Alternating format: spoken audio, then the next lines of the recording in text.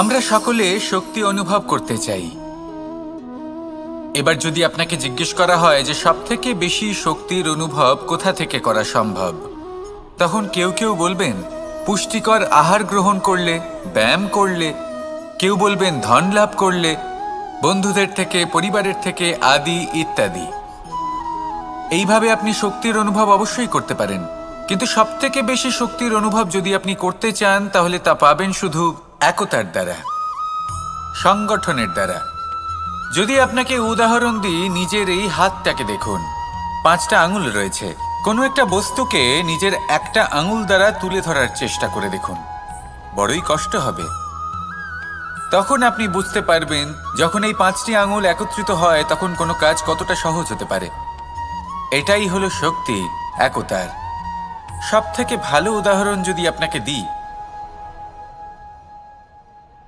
তাহলে বাঁশি। এই বাঁশি থেকে অত্যন্ত মধুর সুর নির্গত হয় যা সবার মন প্রসন্ন করে দেয়।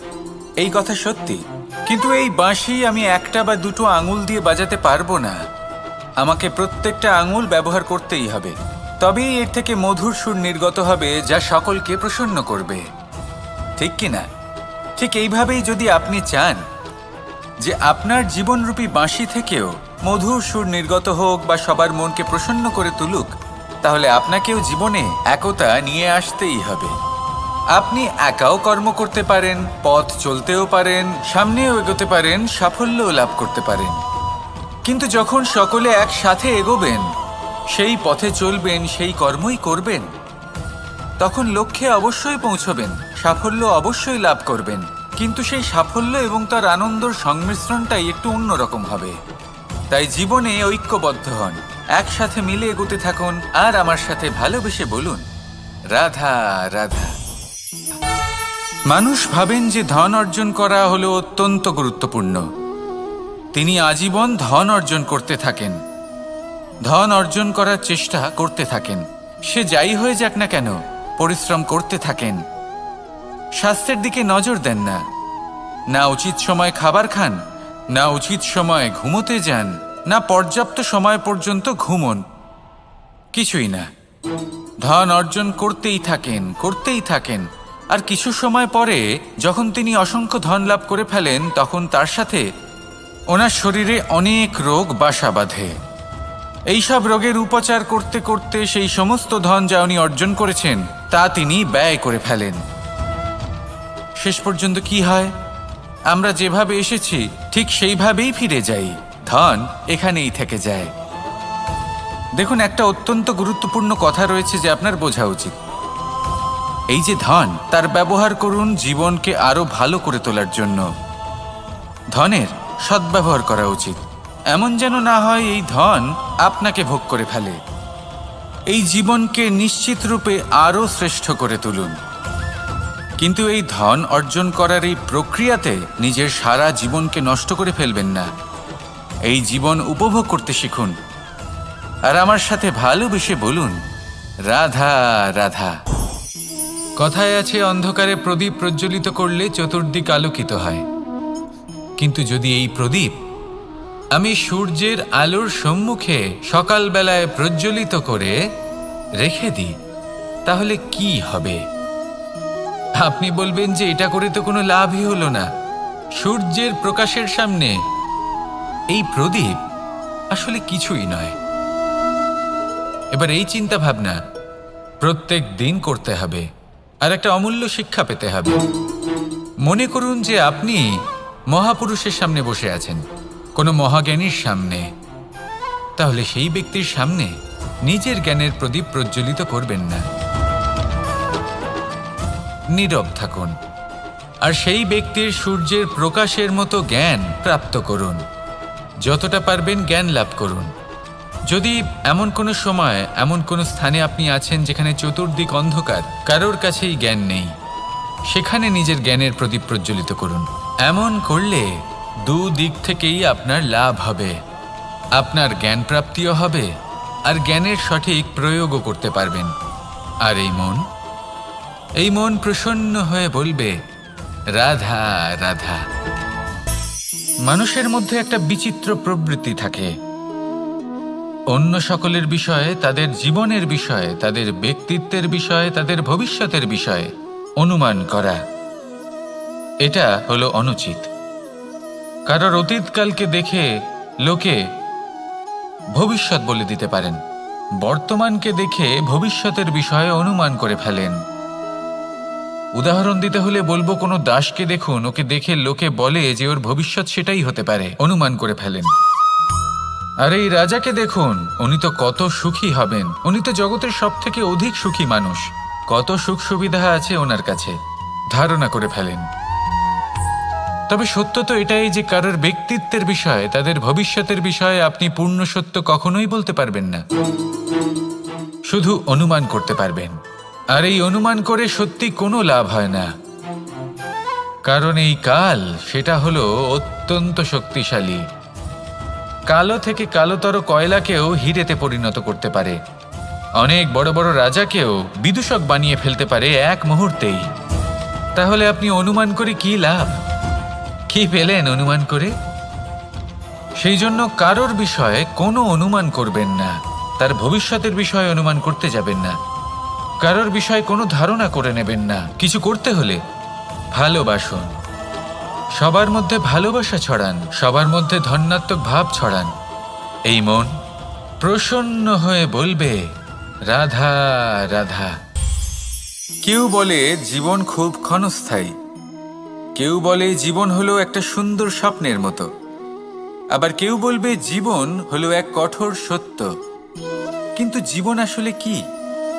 জীবন হলো আপনারই প্রতিবিম্ব, একটা দর্পণ। অর্থাৎ আপনি জীবনকে সেইভাবেই পাবেন যেরকম আপনি নিজেকে প্রতিপন্ন করবেন। যদি আপনি দর্পণের দিকে তাকিয়ে হাসেন, তাহলে আপনি সামনে হাসি মুখী দেখতে পাবেন। এবার যদি আপনি গম্ভীর হয়ে থাকেন, তাহলে আপনি একজন রুষ্ট ব্যক্তি দেখতে পাবেন। শেষে সবথেকে বেশি গুরুত্বপূর্ণ হলো আপনার চেষ্টা। আপনাকে সবসময় চেষ্টা করতে হবে যাতে আপনি নিজেকে প্রসন্ন এবং ইতিবাচক মনোভাবে রাখেন। এটা হলো আপনারই উত্তরদায়িত্ব, তাকে পালন করুন। এই মনকে প্রসন্ন রাখুন, এই সংসারকে সুন্দর বলে মনে হবে। আর এই মন প্রসন্ন হয়ে বলবে রাধা রাধা। মানুষের একটি সমস্যা আছে যে মানুষ সাফল্যকে মাপতে থাকেন, লক্ষ্যপ্রাপ্তিকে মাপতে থাকেন এবং তার তুলনা করতে থাকেন যে ও এত কিছু পেল আর আমি পেলাম না,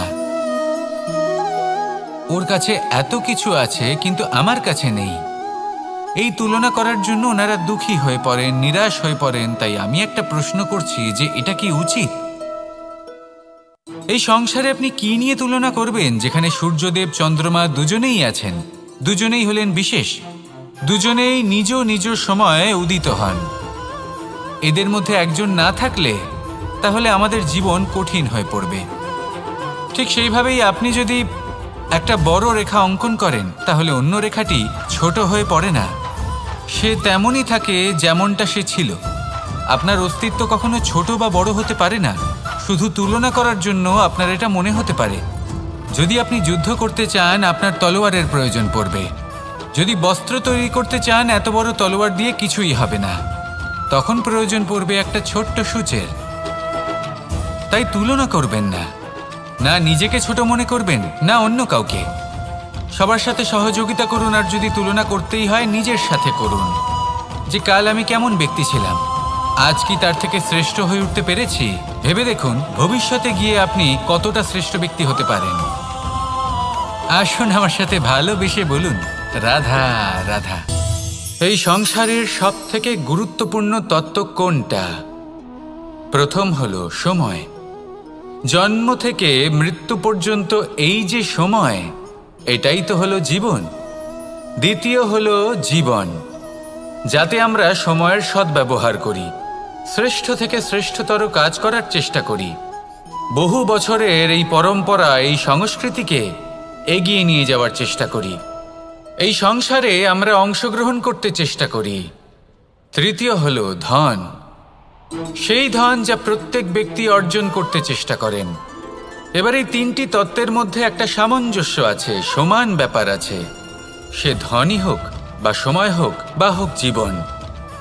আর সেই সমান ব্যাপার হলো যে যদি আপনি এটা গণনা করতে থাকেন তাহলে তা কমতে থাকে, যদি আপনি এটা ব্যবহার করেন তাহলে তা বাড়তে থাকে। একে সংগঠিত করে রাখতে চেষ্টা করলে এ হাত থেকে ফসকে যায়, কিন্তু যদি আপনি একে সামলে রাখতে শিখে যান তাহলে এমন কাজ করবেন যাতে সংসারের সাথে সাথে পরবর্তী প্রজন্ম লাভবান হবে। যদি কিছু শিখতে চান তাহলে সামলাতে শিখুন, গণনা করা বা সংগঠিত করা নয়। আসুন আর আমার সাথে ভালোবেসে বলুন, রাধা রাধা। এই সংসারে সাফল্য লাভ করার জন্য জ্ঞানের প্রয়োজন হয়, পরিশ্রমের প্রয়োজন হয়, দৃঢ় নিষ্ঠার প্রয়োজন হয়, নিরন্তর চেষ্টা করা প্রয়োজনীয়। কিন্তু আরও কিছু আছে যা অত্যন্ত প্রয়োজনীয় এবং গুরুত্বপূর্ণ। তা হলো ভালো বন্ধু। তাদের থাকা অত্যন্ত প্রয়োজনীয়। যদি ভালো বন্ধু থাকে তাহলে সময় এলে তারা ঢাল হয়ে আপনাকে সুরক্ষা করবেন। সময় এলে অস্ত্রের মতো শত্রুকে সংহারও করবেন। যদি তিনি জ্ঞানী হন, তাদের মধ্যে সদ্গুণ থাকে, তাহলে এই সব গুণ আপনার মধ্যেও প্রবেশ করবে। তাহলে সাফল্যের জন্য ভালো বন্ধু পাওয়া অত্যন্ত প্রয়োজনীয়। কিন্তু শুধু বন্ধু কেন, ভালো শত্রুও থাকা প্রয়োজনীয়। এবার আপনি ভাববেন, আমি কি বললাম? যদি আপনার জীবনেও ভালো অর্থাৎ শক্তিশালী শত্রু থাকে তাহলে আপনিও শক্তিশালী হতে থাকবেন। এই শত্রু আপনাকে প্রেরিত করবে আরও বেশি শক্তিশালী হয়ে ওঠার। কখনো কোনো হরিণকে দেখুন, তীব্র গতিতে দৌড়তে থাকে। কেন তীব্র গতিতে দৌড়য়? এই কারণে নয় যে কোথাও তার জন্য মধুর ঘাস অপেক্ষা করে রয়েছে, না। সে এই কারণে তীব্র গতিতে দৌড়য় কারণ সেটা না করলে তার পেছনে একটি সিংহ আছে যে ওকে নিজের ভোজন করে ফেলবে। তাই জীবনে বিপদ, সংকট, এই সব কিছুও হলো অত্যন্ত গুরুত্বপূর্ণ। তার সম্মুখীন হতে শিখুন আর আমার সাথে ভালোবেসে বলুন, রাধা রাধা। পুরুষার্থ। শাস্ত্রে 4 ধরনের পুরুষার্থের কথা বলা হয়েছে। প্রথম হলো ধর্ম। আপনি কি জানেন এই ধর্ম আসলে কি? আপনার কি মনে হয় ধর্ম আসলে কি? কোনো বিশেষ ঈশ্বরকে মানাই কি ধর্ম বলা হয়? নাকি কোনো বিশেষ রীতি পালন করাই হলো ধর্ম? নাকি কোনো বিশেষ সাহিত্যকে সর্বশ্রেষ্ঠ মনে করাই হলো ধর্ম? না, ধর্ম হলো সেটা যাকে ধারণ করা যেতে পারে। আর ধারণ শুধু সেটাই করা যায় যা পবিত্র। পবিত্র শুধু তাকেই বলা হয় যা নিঃস্বার্থ, যার মধ্যে শাসন করার কোনো ইচ্ছে নেই, যা সরলভাবেই প্রবাহমান, জল এবং বায়ুর মতো। যখন কোনো ব্যক্তি ধর্মকে ধারণ করেন এবং সেই ধর্ম সেই ব্যক্তিকে রক্ষা করে, তখন তাকে ধর্ম বলা হয়। ধর্ম যা রক্ষা করে অহংকার থেকে, খারাপ চিন্তার হাত থেকে। সেই জন্য পুরুষার্থ গড়ে তোলার আগে, ধর্ম পালন করার আগে ধর্মের প্রকৃত অর্থ কি সেটা বুঝে নিন। এটা জেনে রাখুন যে সমস্ত ধর্মের আধার, সমস্ত ধর্মের ভিত শুধুমাত্র ভালোবাসা। আসুন আর এই ভালোবাসার সাথেই বলুন, রাধা রাধা। কখনো কোনো বাগানের কোনো বৃক্ষকে দেখেছেন যেখানে সুগন্ধি ফুল থাকে, রসালো ফল থাকে? তখন মন প্রফুল্ল হয়ে ওঠে, মন থেকে সেই বৃক্ষের প্রতি ভালোবাসা জন্মায়। কিন্তু যিনি বাগানের মালিক, শুধুমাত্র তিনিই জানেন যে কিভাবে এই বৃক্ষকে আগলে রাখতে হয়, কিভাবে তার পরিচর্যা করলে এতে সুন্দর সুগন্ধি ফুল হবে, রসালো ফল হবে। কখনো কখনো প্রয়োজনের থেকে বেশি রোদ পেলে এই বৃক্ষগুলি শুকিয়ে যায়। প্রয়োজনের থেকে কম রোদ পেলেও এই বৃক্ষ কিন্তু শুকিয়ে যায়। প্রয়োজনের থেকে কম জল যদি পায়, এই বৃক্ষ শুকিয়ে যেতে পারে। প্রয়োজনের থেকে অতিরিক্ত জল যদি পায়, তখনও এই বৃক্ষের শিকড়গুলি নষ্ট হয়ে যেতে পারে। এবার এটাই কিন্তু আমাদের সংসারের সাথেও হয়। আমাদের সংসারের সকল প্রতিভাশালী ব্যক্তি, যেমন লেখক, বিচারক, প্রবক্তা, যোদ্ধা, এদের সবার ক্ষেত্রে এই কথাটাই প্রযোজ্য। যদি বেশি প্রশংসা করা হয় তাহলেও এরা হারিয়ে যাবেন।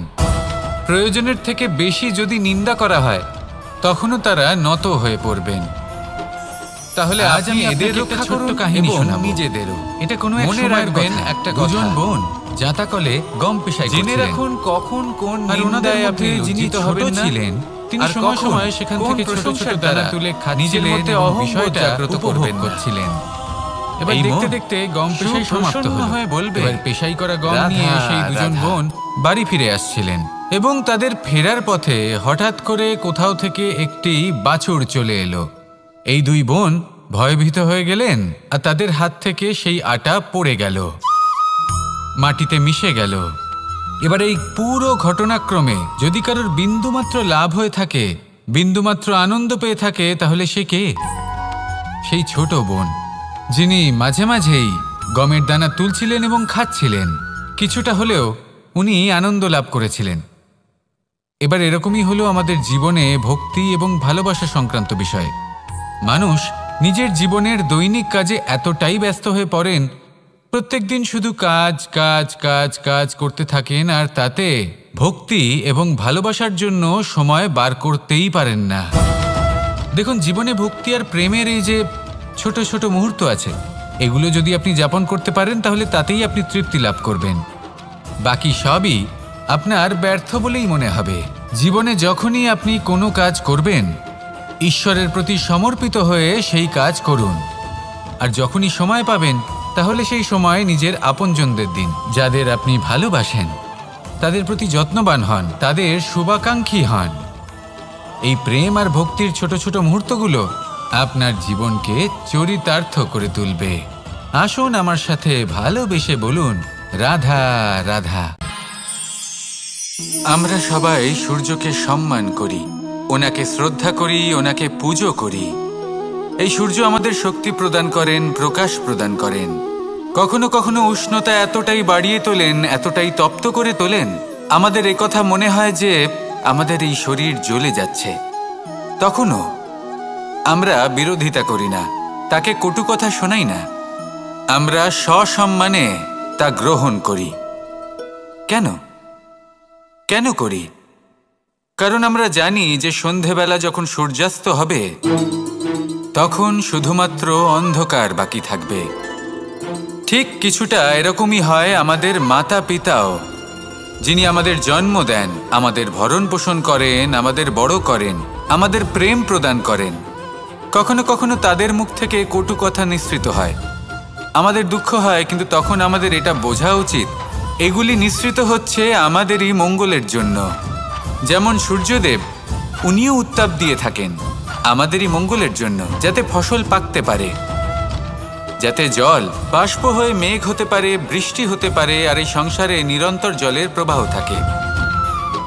আমাদের মাতা পিতা, তাদের কঠোর আচরণ, তাদের কঠোর অনুশাসনের পেছনে লুকিয়ে থাকে ওনাদের ভালোবাসা। আমাদের তা বুঝতে হবে, সসম্মানে ওনাদের গ্রহণ করতে হবে।